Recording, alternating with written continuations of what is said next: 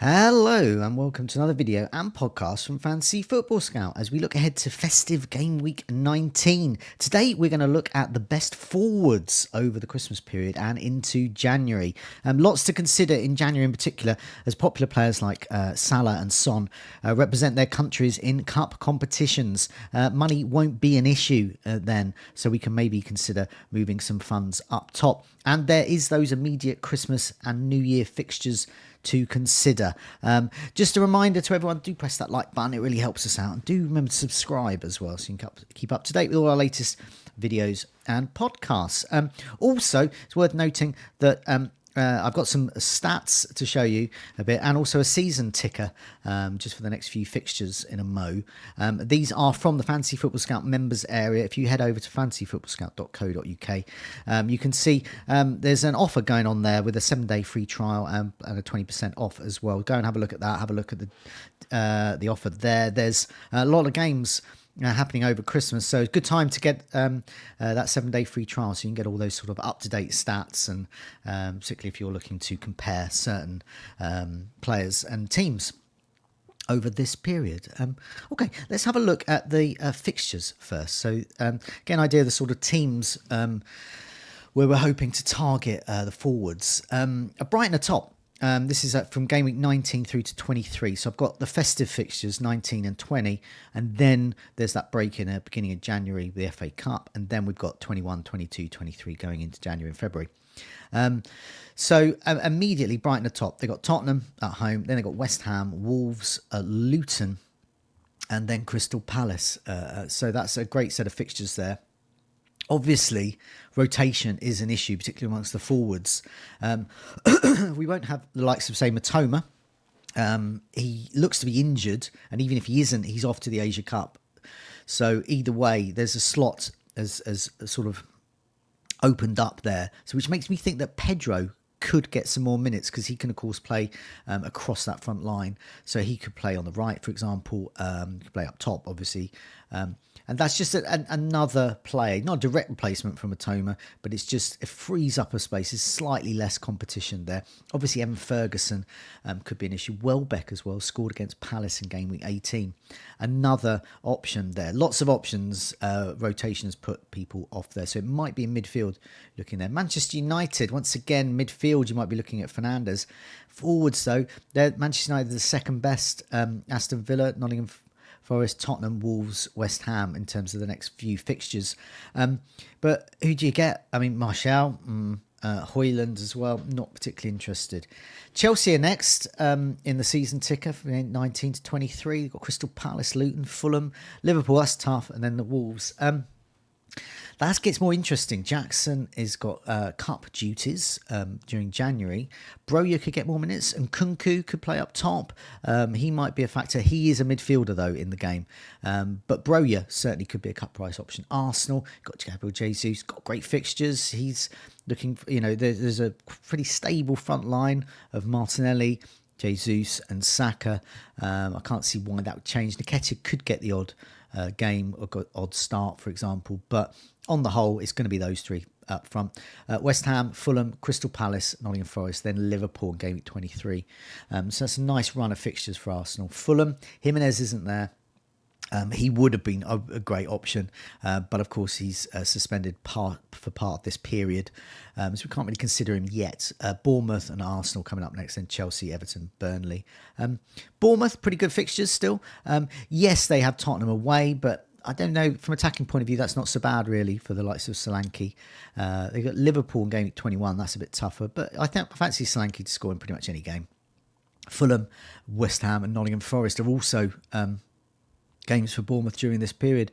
I think he's pretty good option here. I mean, elsewhere, Ollie Watkins, Aston Villa, they're sort of mid-table in terms of the difficulty of the next few fixtures.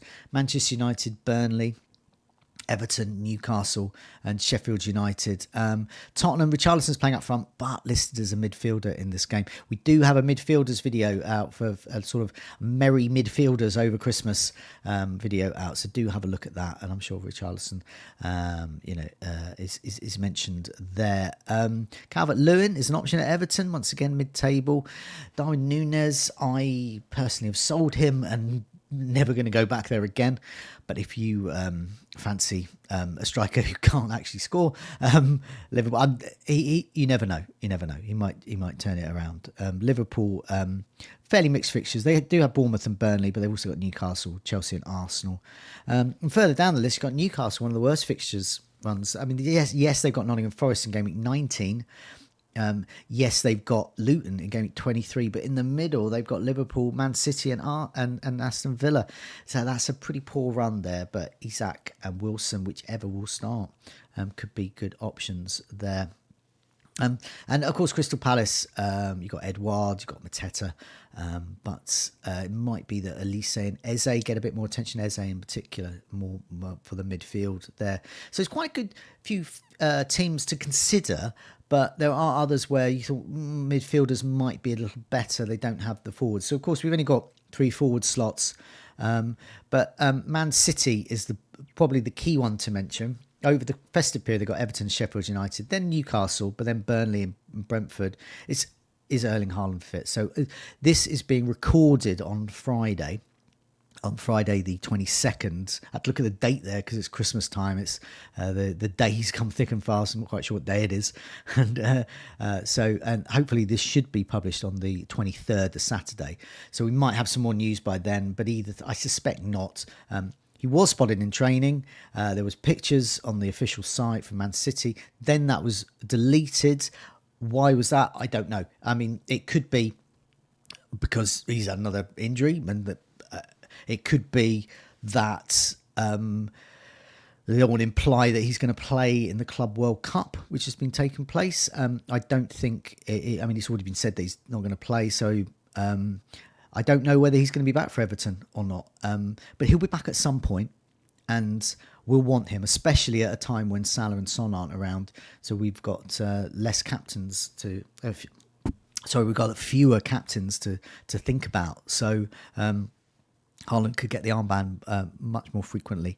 Okay, let's have a look at the festive forwards. Okay, so what I've got with this list is all matches, and I've sorted it by minutes per expected goal involvement, non-penalty. So we've also got their number of goals, starts, FPL points, and whether they're sort of under and overperforming. That's the XGI delta. So if it's plus, they're overperforming, and if they're minus, they're underperforming.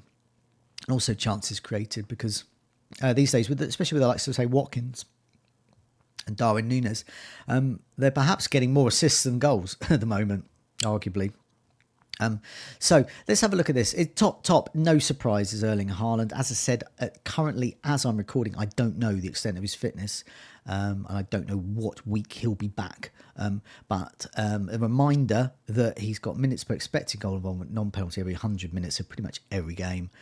15 starts, 112 points, absolutely huge. 14 goals, 5 assists, marginally overperforming, but just by 2. He's created 16 chances as well. He's in my team on my bench currently in game week 19. I'm hopeful, glass half full and all that. So hopefully he'll play for me. But if not, I'm sure he'll be back soon, hopefully. Next on the list is Isak. And I'll go with him and the 4th place Wilson as a pair, really. They both scored 7 goals. Isak 58 points, Wilson 52 points. Isak is being favoured, 10 starts to Wilson's 6. Isak better minutes per expected goal involvement, non-penalty over 106.5 minutes. Wilson 125 minutes, 125.7. No assist for Isak. Well, at least one for Wilson there. Wilson's been marginally overperforming, Isak marginally underperforming, and they're both similar-ish with chances created. Isak with 6, Wilson with 4. They're both great. Which one will start? There will be rotation. They're out of Europe now, so that threat of rotation lessens. Isak seems to be the most favoured, but he is currently, as I'm recording, injured. Or rather 50-50. I don't know. So by the time you watch this, we could have known he could have been playing and scored a hat-trick. Who knows? But the rule of thumb here is whichever is fit, consider. Although those fixtures aren't so great. So that's why I'm not going there. Next, 3rd place, Darwin Núñez. As I said, I have dismissed him as an asset. He's dead to me as an FPL asset. Absolutely woeful to own. Really depressing to own. You see all these people with Watkins or Solanke and Jesus. They all seem fun. Owning Darwin Núñez has not been a fun experience for me. So but nevertheless, if you fancy a challenge, Darwin Núñez has scored 4 goals. He's got 63 points. The threat of rotation lessens with Salah absent during January. He's had 10 starts, 7 assists, and his minutes per expected goal involvement, non-penalty, is 118 minutes. His expected goal involvement delta, he hasn't really been underperforming. He's just, his sort of lack of goals is just what he's expected to get. His expected goal involvement delta, he's marginally been overperforming, if anything. Created 14 chances, so lots of good stats. But if you're an eye test manager, you might not go there. Calvert-Lewin, 5.8 million, is 5th best on my list in terms of minutes per expected goal involvement, non-penalty. Every 136 minutes he's expected to be involved. He's had 11 starts, seems to be fit now. Everton are better. That 10-point deduction has sort of galvanised them. He's had 40 FPL points, 3 goals and an assist, and he's been underperforming, if anything, by around 3.5 goals, so 3 to 4 goals. Created 5 chances as well. I actually think he's quite a good option. He's a good price if he's fit. He does have City next in game week 19, but Wolves, Aston Villa, Fulham, Tottenham, okay fixtures. I think okay fixtures.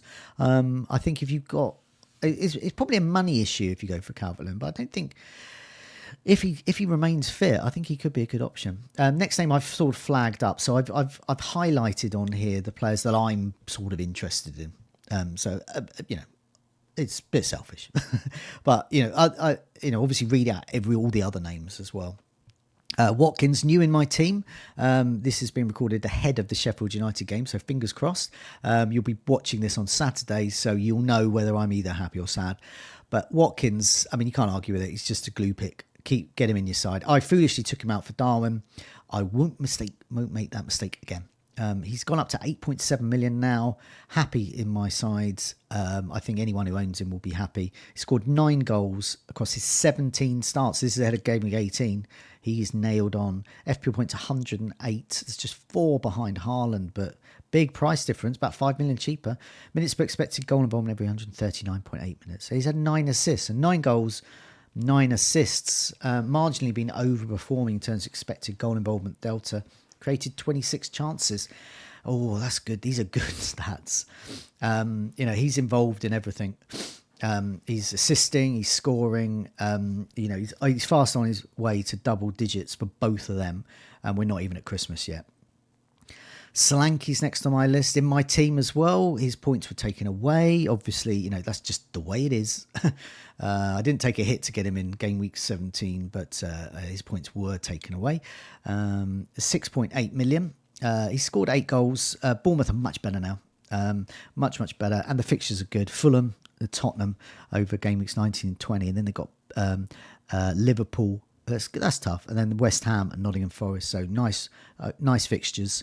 I think he's great. 6.8 million, 8 goals. Great, that's amazing. 1 assist. So he hasn't got that same assist potential as Watkins, but he's a couple of million cheaper. 79 FPL points, really good for that price. 16 starts, nailed on. Minutes per expected goal involvement, non-penalty, every 147.6 minutes. And he's created 13 chances though, so half of Watkins. Great asset. Jesus is a player I'm considering. Probably when in January, if I want to spread a bit of Salah and Son money around when I remove them from my team because of their cup commitments. And if I want to move money into the forward line, Jesus would be good. Already, the festive fixtures got West Ham and Fulham, but from game 21, Crystal Palace, Nottingham Forest and Liverpool. Fancy them to do well there in game week 23. He's had 9 starts. Obviously, injuries curtailed that there. He is first choice though. 44 FPL points, 3 goals, minutes per expected goal involvement, non-penalty. every 150.8 minutes. 2 assists, have been marginally underperforming by about a goal involvement, and he's created 13 chances. Great asset, just a great asset. 8 million, just gone up in price.